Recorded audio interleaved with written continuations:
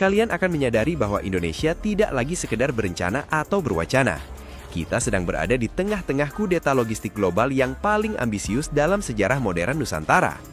Per awal November 2025, sebuah titik balik telah terlampaui. Proyek-proyek raksasa yang dulunya dianggap sebagai proyek mercusuar yang mustahil, kini telah berdiri tegak dan mulai menunjukkan taringnya. Indonesia sedang berhenti menjadi pelayan yang hanya membukakan pintu bagi kapal asing dan mulai bertransformasi menjadi tuan rumah yang menentukan aturan main. Guys, sebuah ironi memang bagaimana negara sekecil Singapura bisa menguasai hampir 80% jalur perdagangan di Asia Tenggara. Presiden Prabowo Subianto yang marah teman-teman karena Singapura ini menghina Indonesia dengan membatalkan tender pembelian 2 kapal tanker BBM secara sepihak, langsung memerintahkan kepada jajaran kementerian untuk membuat sebuah pola baru di mana Indonesia bisa mengimpor secara langsung berbagai kebutuhan-kebutuhan dalam negerinya tanpa harus lewat Singapura. Nah, ini kan memang menjadi sebuah ironi bagaimana Indonesia selama puluhan tahun teman-teman tunduk kepada satu negara kecil yang lemah, bahkan perlu perlindungan Amerika Serikat dan juga bantuan modal luar negara-negara luar untuk tetap berdiri. Ini kita teman-teman secara geografis negara yang sangat besar, secara militer kita nomor 4 angkatan lautnya, personilnya juga nomor 1 di Asia Tenggara. Tapi kenapa kita tunduk pada regulasi Singapura? Itu yang membuat saya terheran-heran kepada para pemimpin kita sebelum-sebelumnya, kenapa tidak ada yang seberani Pak Prabowo. Nah, dimulai dari Pak Jokowi kemarin teman-teman, Indonesia yang mengambil alih itu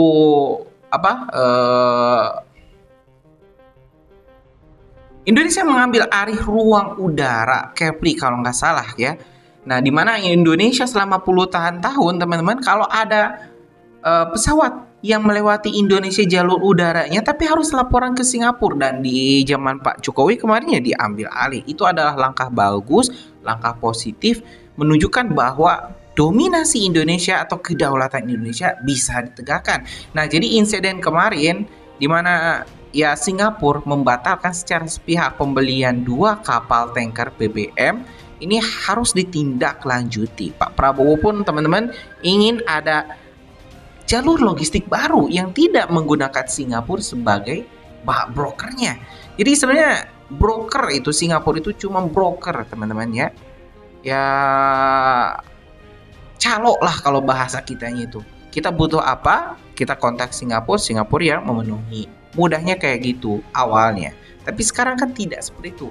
Pada ngebid ya, ini masang harga tertinggi, dia yang dapat barang. Di tengah ini kondisi ya BBM yang langka, yang makin mahal, Singapura pengen cuan. Nah, itu kan yang masalah ini udah dibayar loh. Udah deal, udah berangkat ke Indonesia, disuruh balik. Ya, kita bakal simak dulu teman-teman bagaimana Indonesia marah, murkanya Indonesia yang Pak Prabowo ini memerintahkan untuk membuat jalur alternatif yang tanpa ada Singapura sebagai rantai pasok perdagangannya. Kita simak teman-teman informasi selengkapnya. Dalam beberapa menit ke depan, kita akan melihat bagaimana peta perdagangan dunia sedang digambar ulang dan mengapa dalam 5 tahun ke depan, dunia tidak akan lagi bisa meremehkan kekuatan maritim Indonesia. Mengapa isu ini baru meledak dan terasa begitu mendesak sekarang? Jawabannya sederhana namun mematikan. Efisiensi atau mati. Selama puluhan tahun, ekonomi Indonesia menderita apa yang bisa kita sebut sebagai obesitas logistik. Kita memiliki tubuh ekonomi yang besar, tapi pergerakannya lamban karena lemak birokrasi dan infrastruktur yang tidak memadai. Selama bertahun-tahun, urat nadi utama logistik kita hanya bertumpu pada satu titik tunggal, yaitu Pelabuhan Tanjung Priok. Bayangkan sebuah stadion raksasa yang hanya memiliki satu pintu keluar kecil. Itulah gambaran logistik kita. Ribuan kontainer, ribuan truk, dan jutaan barang harus mengantri di satu titik yang sama. Hasilnya adalah kemacetan kronis di jalan tol, biaya parkir barang yang membengkak, dan ketidakpastian waktu pengiriman. Namun lanskap global telah berubah. Dunia internasional, terutama setelah guncangan rantai pasok beberapa tahun lalu, mulai menyadari bahwa ketergantungan pada satu atau dua pelabuhan hub di Asia Tenggara seperti Singapura adalah sebuah risiko besar. Pasar global sedang mencari rumah baru yang lebih luas, lebih modern, dan yang terpenting, lebih dekat dengan pusat produksi. Indonesia menangkap kegelisahan global ini sebagai peluang emas.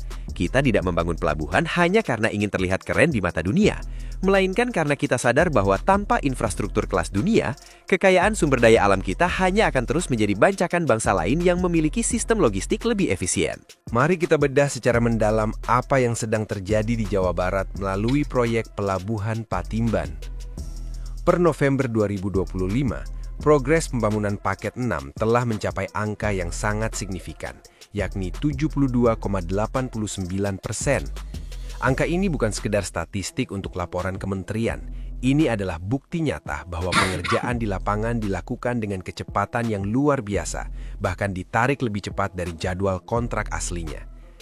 Patimban bukan dibangun untuk menjadi pesaing yang saling menjatuhkan dengan Tanjung Priok, melainkan sebagai pasangan duet yang mematikan.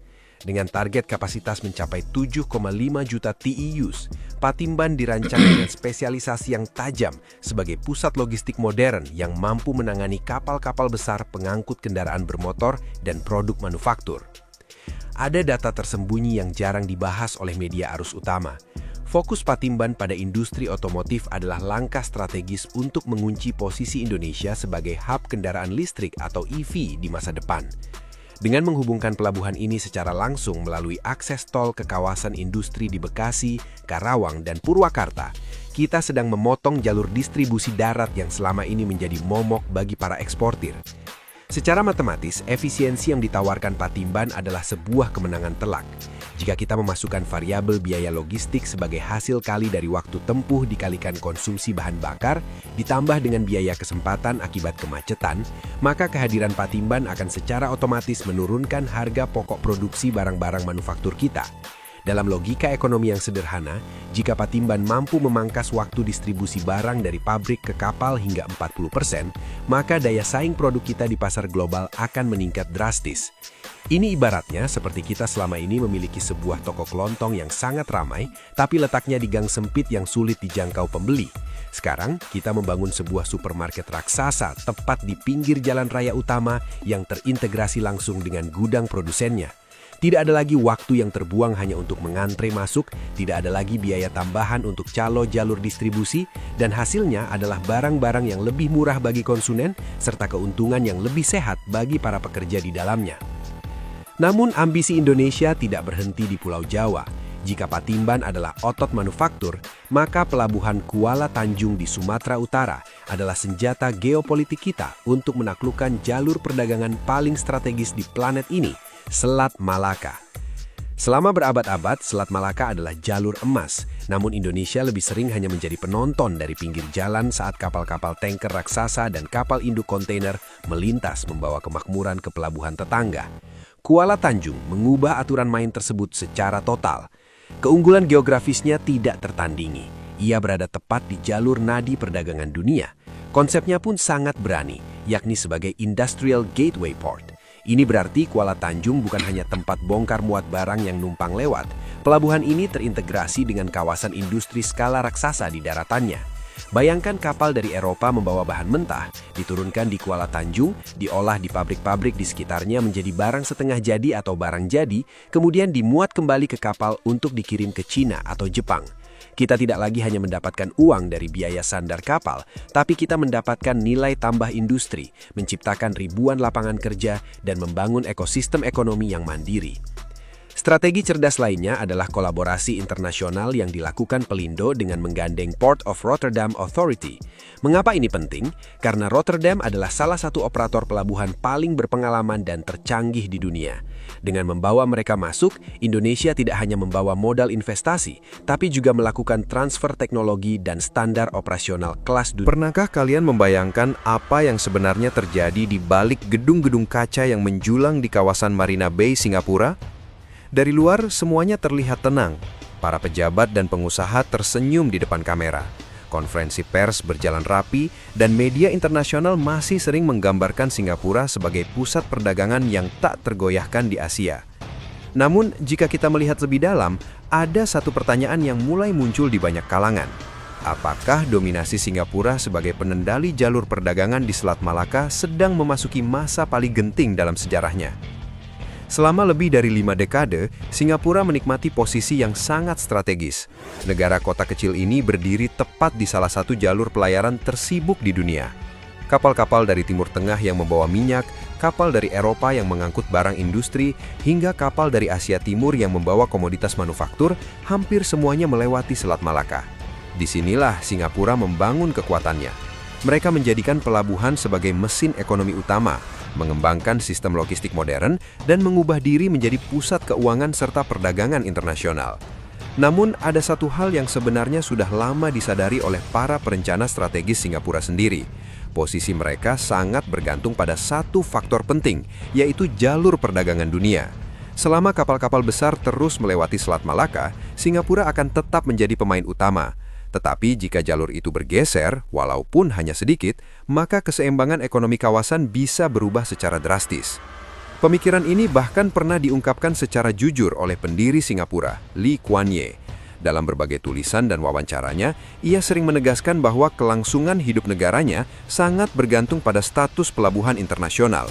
Ia memahami bahwa Singapura tidak memiliki sumber daya alam yang besar, tidak memiliki wilayah luas untuk ekspansi industri, dan tidak memiliki cadangan energi seperti negara-negara lain di kawasan. Oleh karena itu, satu-satunya cara bagi Singapura untuk bertahan adalah dengan memastikan bahwa mereka tetap menjadi simpul utama perdagangan dunia. Selama bertahun-tahun strategi itu berhasil. Pelabuhan Singapura berkembang menjadi salah satu pelabuhan tersibuk di dunia. Infrastruktur logistik mereka dianggap sebagai yang paling efisien di Asia. Perusahaan-perusahaan global menjadikan Singapura sebagai pusat operasional regional. Namun, dinamika geopolitik dan ekonomi dunia tidak pernah berhenti berubah. Beberapa tahun terakhir, perhatian dunia mulai tertuju pada perubahan besar yang sedang berlangsung di Indonesia. Negara kepulauan terbesar di dunia ini mulai menjalankan strategi baru yang sangat ambisius. Salah satu simbol dari perubahan itu adalah pembangunan ibu kota Nusantara di Kalimantan. Bagi sebagian orang, proyek ini mungkin terlihat hanya sebagai pemindahan pusat pemerintahan dari Jakarta. Tetapi bagi para analis geopolitik, langkah ini memiliki arti yang jauh lebih dalam. Dengan memindahkan pusat pemerintahan ke Kalimantan, Indonesia secara tidak langsung juga memindahkan pusat gravitasi strategisnya lebih dekat ke jalur laut yang sangat penting di kawasan timur. Di dekat wilayah inilah terdapat salah satu jalur pelayaran yang dikenal sebagai Alur Laut Kepulauan Indonesia, khususnya ALKI 2 yang melintasi Selat Makassar. Jalur ini selama ini tidak terlalu menjadi sorotan publik internasional, namun bagi dunia maritim, jalur tersebut memiliki karakteristik yang sangat menarik. Salah satu keunggulan utama Selat Makassar adalah kedalamannya. Jika dibandingkan dengan Selat Malaka yang di beberapa titik hanya memiliki kedalaman sekitar 25 meter, Selat Makassar memiliki kedalaman yang jauh lebih besar. Kedalaman laut yang lebih dalam memungkinkan kapal-kapal berukuran sangat besar untuk melintas dengan lebih aman. Dalam era modern di mana kapal tanker dan kapal kargo terus bertambah ukurannya, faktor kedalaman laut menjadi semakin penting. Selat Malaka sendiri sebenarnya sudah lama menghadapi berbagai tantangan. Jalurnya relatif sempit di beberapa bagian, lalu lintas kapal sangat padat, dan resiko kecelakaan maritim selalu menjadi perhatian utama.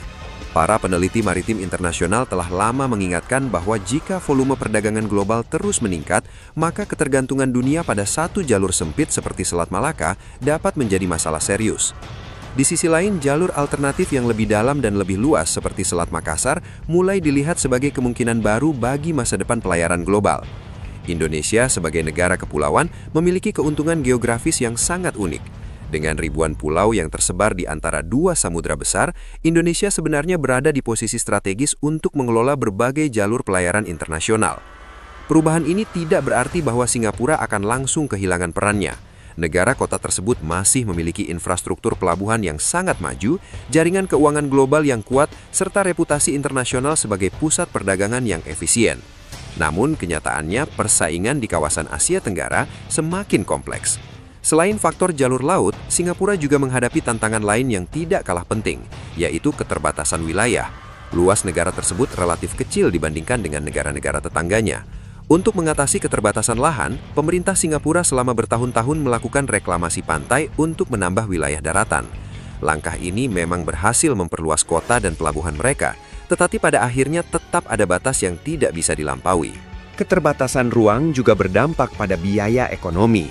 Harga tanah di Singapura termasuk yang paling mahal di dunia. Biaya sewa kantor, gudang industri, dan fasilitas logistik terus meningkat seiring dengan terbatasnya lahan yang tersedia. Bagi perusahaan internasional, faktor biaya ini menjadi salah satu pertimbangan penting dalam menentukan lokasi operasional mereka di masa depan. Sementara itu, Indonesia memiliki wilayah yang sangat luas dan sumber daya alam yang melimpah. Dalam beberapa tahun terakhir, pemerintah Indonesia juga menjalankan kebijakan industrialisasi yang bertujuan meningkatkan nilai tambah dari sumber daya tersebut. Program hilirisasi mineral, pembangunan kawasan industri baru, serta pengembangan pelabuhan di berbagai wilayah menjadi bagian dari strategi besar tersebut. Dalam konteks sejarah, peran Nusantara sebagai pusat perdagangan maritim sebenarnya bukanlah hal baru. Sejak berabad-abad lalu, kerajaan-kerajaan maritim seperti Sriwijaya pernah menguasai jalur perdagangan di kawasan Asia Tenggara. Letak geografis yang berada di antara Samudra Hindia dan Samudra Pasifik membuat wilayah ini menjadi persimpangan alami bagi kapal-kapal dari berbagai penjuru dunia. Pada abad ke-15, Kesultanan Malaka juga berkembang menjadi salah satu pusat perdagangan paling penting di kawasan. Para pedagang dari Arab, India, Tiongkok, hingga Eropa berkumpul di pelabuhan tersebut untuk melakukan transaksi komoditas. Sejarah ini menunjukkan bahwa jalur laut di kawasan Nusantara memang selalu memiliki peran strategis dalam ekonomi global. Hari ini, dengan perkembangan teknologi maritim dan perubahan pola perdagangan dunia, kemungkinan munculnya pusat-pusat logistik baru di kawasan bukanlah sesuatu yang mustahil. Negara-negara di Asia Tenggara semakin menyadari pentingnya infrastruktur pelabuhan, jalur laut, dan konektivitas regional. Kerjasama ekonomi juga mulai berkembang di berbagai wilayah perbatasan. Salah satu contohnya adalah rencana pembentukan zona ekonomi antara Johor di Malaysia dan Singapura. Inisiatif seperti ini menunjukkan bahwa negara-negara di kawasan berusaha mencari cara baru untuk mempertahankan daya saing ekonomi mereka di tengah perubahan global. Pada akhirnya, masa depan perdagangan maritim di Asia Tenggara kemungkinan tidak akan ditentukan oleh satu negara saja. Persaingan dan kerjasama akan berjalan secara bersamaan. Singapura kemungkinan tetap menjadi pusat keuangan dan logistik yang sangat penting, tetapi negara-negara lain seperti Indonesia juga semakin memperkuat posisinya. Ya, teman-teman, sudah kita simak informasi lengkap di mana Indonesia, teman-teman, saat ini memang sedang berusaha untuk membangun jalur perdagangan baru tanpa ada campur tangan Singapura. Ini harus segera dilakukan, cepat atau lambat. Indonesia tidak boleh tergantung dengan Singapura. Karena kemarin, teman-teman, buktinya saja Indonesia yang sudah bayar 2 kapal tanker BBM dari Singapura di-cancel, dibatalkan. Itu sangat luar biasa, menghina Indonesia. Gimana menurut kalian? Punya pendapat lain nggak? Coba tulis deh di kolom komentar, kita bakal diskusikan. Terima kasih, teman-teman. Kita bakal lanjut di video selanjutnya. Assalamualaikum warahmatullahi wabarakatuh.